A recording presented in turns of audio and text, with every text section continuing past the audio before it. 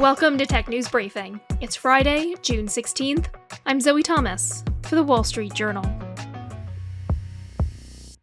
Uber has been outmaneuvered in one of the world's largest taxi markets by the man known as Japan's taxi prince.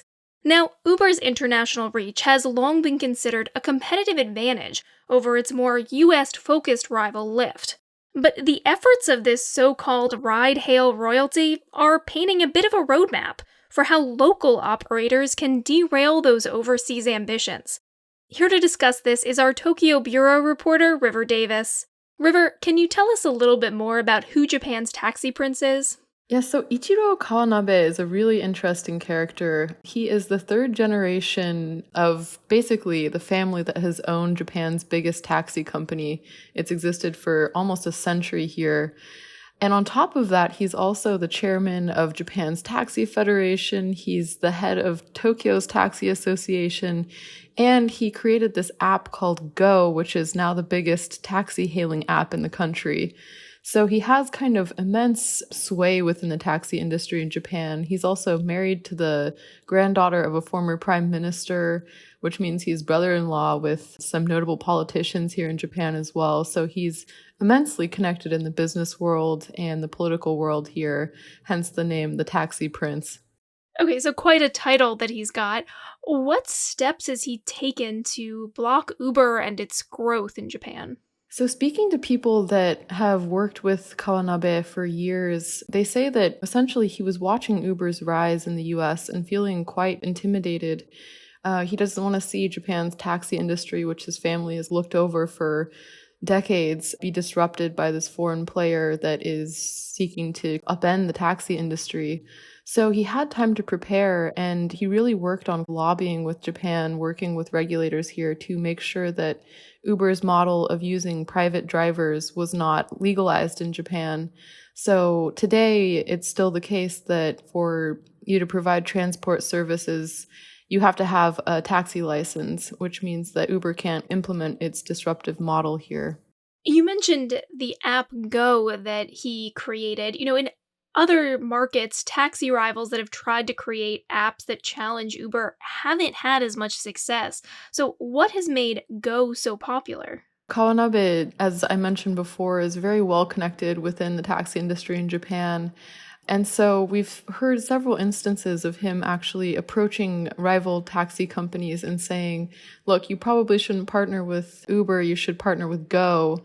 In one kind of notable scenario, one of the largest taxi companies here in Tokyo, a company called Hinomaru, the CEO of that company was drawn into this room with Kawanabe, the taxi prince, and told either you need to cancel your partnership with Uber or you're going to lose your position in this federation that Kawanabe runs.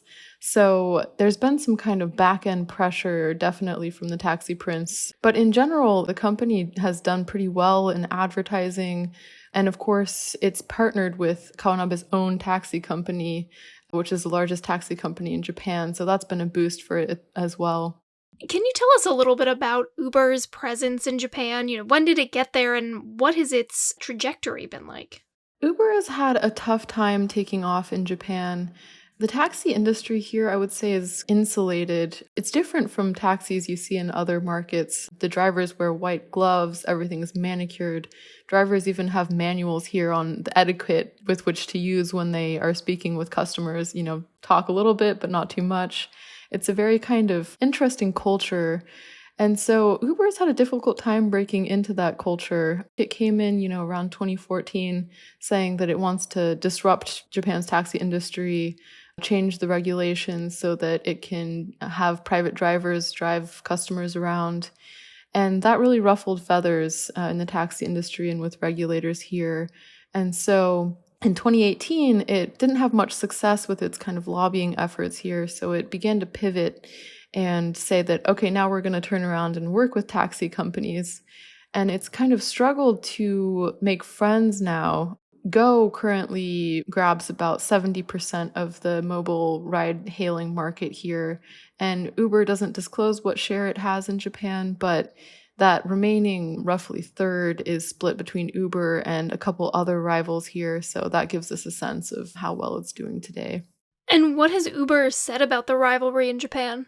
Uber has said that it welcomes the competition. Its mobility head said that this type of battle with Go inspires innovation, and that it's continuing to invest and grow in Japan, which is true. Uber is popular, especially with tourists visiting Japan, and the country actually reopened its borders for the first time in 3 years last fall, so it's had a big influx in tourism, and that's been a boost for Uber. So in April, its sales were up 5 times, for example, compared to pre-COVID the same month.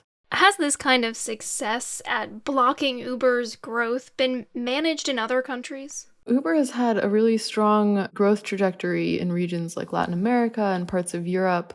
It's had a tougher time in Asia in general, I would say. It lost out to local players in China and Southeast Asia in recent years. And a case that closely models Japan actually is in South Korea. So there was the rise of a local app in that country, basically similar to Go. It was able to grow off of these ties it had with the taxi industry, and also the lobbying that it did with regulators to make sure that Uber could only operate its business as an app that lists taxis. All right, that's our reporter, River Davis. And that's it for Tech News Briefing this week. A quick programming note, we'll be off on Monday in honor of Juneteenth, but we'll be back on Tuesday. TNB's producer is Julie Chang, our supervising producer is Melanie Roy, and our executive producer is Chris Sinsley. I'm your host, Zoe Thomas. Thanks for listening, and have a great weekend.